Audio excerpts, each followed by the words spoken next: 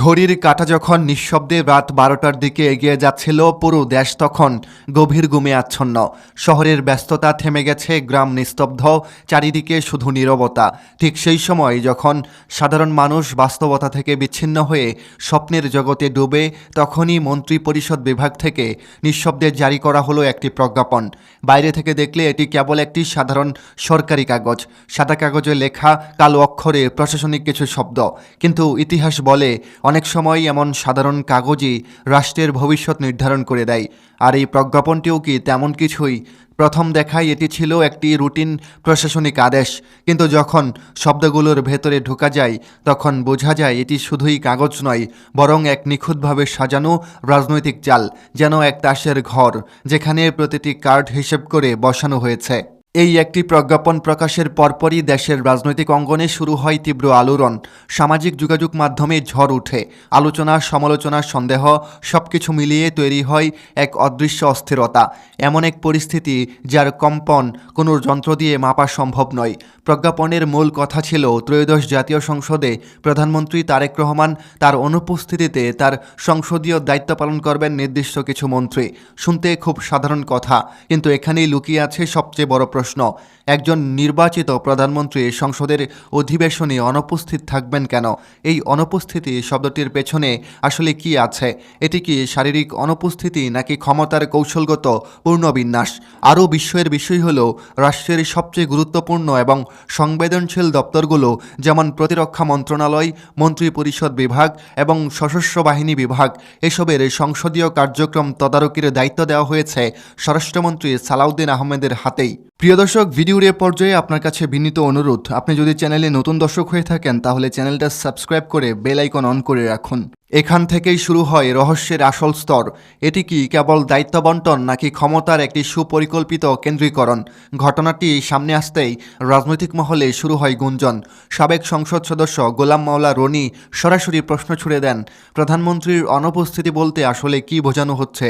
তার এই প্রশ্নটি নিছক ব্যক্তিগত মন্তব্য নয়, বরং এটি দেশের লাখো মানুষের মনে জমে থাকা সংশয়ের প্রতিফলন। বাংলাদেশের সংসদীয় ইতিহাসে এমন উদাহরণ খুবই বিরল। একজন প্রধানমন্ত্রী আনুষ্ঠানিকভাবে অনুপস্থিত আর তার দায়িত্ব অন্য কারোর হাতে। এটি নিঃসন্দেহে একটি ব্যতিক্রমী ঘটনা। রাজনৈতিক বিশ্লেষকদের একটি বড় অংশ মনে করছেন, এটি কোনো সাধারণ প্রশাসনিক সিদ্ধান্ত নয়, বরং এটি একটি গভীর রাজনৈতিক রূপান্তরের সূচনা। তাদের মতে সালাউদ্দিন আহমেদ ধীরে ধীরে একজন ডি ফ্যাক্টো বা অঘোষিত সরকার প্রধান হিসাবে উঠে আসছেন। এই ধারণার পেছনে যুক্তিও রয়েছে। কাগজে কলমে তিনি স্বরাষ্ট্রমন্ত্রী হলেও বাস্তবে সরকারের গুরুত্বপূর্ণ সিদ্ধান্তগুলোতে তার প্রভাব দিন দিন বাড়ছে। নীতি নির্ধারণী বৈঠক থেকে শুরু করে আইনি বিতর্ক, সব জায়গাতেই তার সক্রিয় উপস্থিতি লক্ষ্য করা যাচ্ছে। বিশেষ করে জুলাই সনদ বাস্তবায়ন বা গণভোট ইস্যুতে তার ভূমিকা নতুন করে বিতর্কের জন্ম দিয়েছে। যেখানে বলা হচ্ছে দেশের বিপুল জনগোষ্ঠী এই সনদের পক্ষে মত দিয়েছে, সেখানে আইনি জটিলতার মাধ্যমে বিষয়টিকে আটকে দেওয়ার চেষ্টা করা হচ্ছে। এতে করে একটি মৌলিক প্রশ্ন সামনে চলে আসে, জনগণের ম্যান্ডেট কি সত্যিই সম্মানিত হচ্ছে? আর যদি না হয় তাহলে এই ক্ষমতার প্রয়োগ আসলে কার স্বার্থে? সালাউদ্দিন আহমেদের পেছনের গল্পটিও কম গুরুত্বপূর্ণ নয়। তিনি কোনো হঠাৎ উত্থিত ব্যক্তি নন। একজন সাবেক ভিসিএস ক্যাডার, প্রশাসনে দীর্ঘ অভিজ্ঞতা এবং রাজনীতিতে সুপ্রতিষ্ঠিত অবস্থান, সব মিলিয়ে তিনি একজন দক্ষ ও অভিজ্ঞ ব্যক্তিত্ব। আইন ও সংবিধানের জটিল বিষয়গুলোতেও তার দখল রয়েছে। কিন্তু সমস্যা শুরু হয় তখন যখন এই দক্ষতা ও ক্ষমতা একটি নির্দিষ্ট কেন্দ্রে জমা হতে থাকে। কারণ ইতিহাস বলে, ক্ষমতার অতিরিক্ত কেন্দ্রীকরণ কখনোই সুস্থ গণতন্ত্রের জন্য ভালো লক্ষণ নয়। এই প্রেক্ষাপটে সাম্প্রতিক কিছু ঘটনা পরিস্থিতিকে আরও স্পষ্ট করে তোলে। একজন সাংবাদিক যিনি দেশের শীর্ষস্থানীয় পত্রিকায় কর্মরত ছিলেন, তার ব্যক্তিগত কম্পিউটারে একটি বিতর্কিত ফোল্ডারে ছবি সংরক্ষণের অভিযোগে চাকরি হারান। প্রশ্নটি হলো, এটি কি কোনো রাষ্ট্রীয় নিরাপত্তা লঙ্ঘন ছিল নাকি এটি ছিল ব্যক্তিগত আক্রোশের বহিঃপ্রকাশ? একইভাবে একটি ব্যঙ্গাত্মক ফেসবুক ইভেন্টে অংশ নেওয়ার কারণে একজন বিশ্ববিদ্যালয় কর্মকর্তাকে চাকরিচ্যুত করা হয়।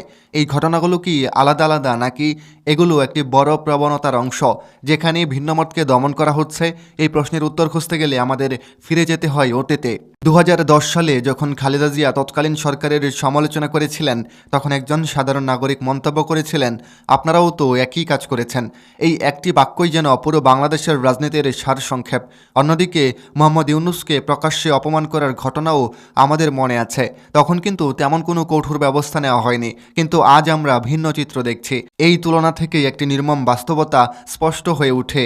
ক্ষমতা বদলায়, কিন্তু আচরণ খুব কমই বদলায়। রাজনীতির এই চক্রে প্রতিটি দলই একসময় এসে একই জায়গায় দাঁড়ায়। লোকমুখে একটি কথা আছে, যেই যায় লঙ্কায় সেই হয় রাবণ। বাংলাদেশের রাজনীতির ক্ষেত্রে এই কথাটি যেন বারবার সত্য প্রমাণিত হচ্ছে। স্বাধীনতার এত বছর পরেও অসংখ্য আন্দোলন, ত্যাগ আর রক্তের বিনিময়ে অর্জিত এই দেশ আজও সেই একই প্রশ্নের মুখোমুখি। ক্ষমতা কি মানুষের জন্য, নাকি মানুষ ক্ষমতার জন্য? 5ই আগস্টের মতো একটি বড় পরিবর্তনের পরও যদি একই ধারা অব্যাহত থাকে, তাহলে সেটি শুধু হতাশাজনক নয়, বরং উদ্বেগজনক।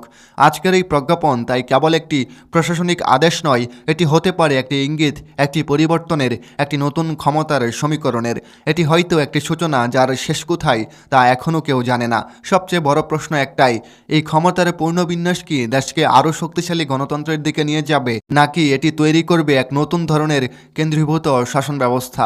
এই প্রশ্নের উত্তর সময়ই দেবে। আর সেই প্রশ্নের উত্তর জানার জন্যই আমাদের চোখ কান খোলা রাখতে হবে, প্রশ্ন করতে হবে এবং সত্য খুঁজতে হবে। কারণ সত্য কখনো চাপিয়ে রাখা যায় না, সত্য একদিন প্রকাশিত হবেই।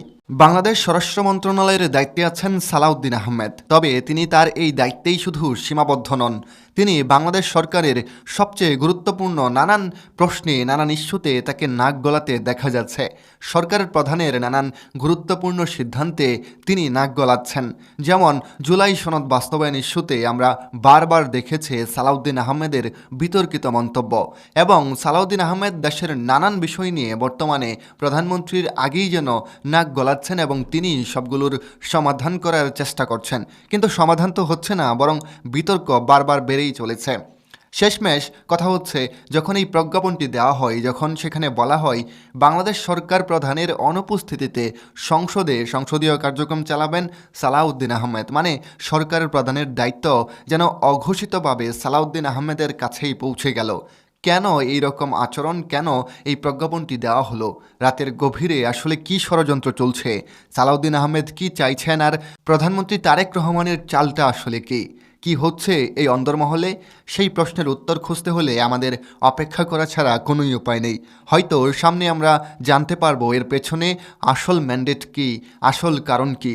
প্রিয় দর্শক, এই ছিল আমাদের হাতে থাকা সবশেষ আপডেট। রাষ্ট্রের এমন আচরণ, রাষ্ট্রের অন্দরমহলে থাকা এমন গুরুত্বপূর্ণ ব্যক্তিবর্গের এই আচরণ আপনার কাছে কেমন লাগছে? এটি কি সন্দেহজনক, নাকি রাষ্ট্রের কোনো গুরুত্বপূর্ণ সিদ্ধান্ত? কি মনে হয় আপনার? কমেন্ট করে জানিয়ে দিন আপনার মূল্যবান মতামত। খুব শীঘ্রই দেখা হবে পরবর্তী কোনো ভিডিওতে। ততক্ষণ পর্যন্ত সবাই ভালো থাকুন, সুস্থ থাকুন। ধন্যবাদ।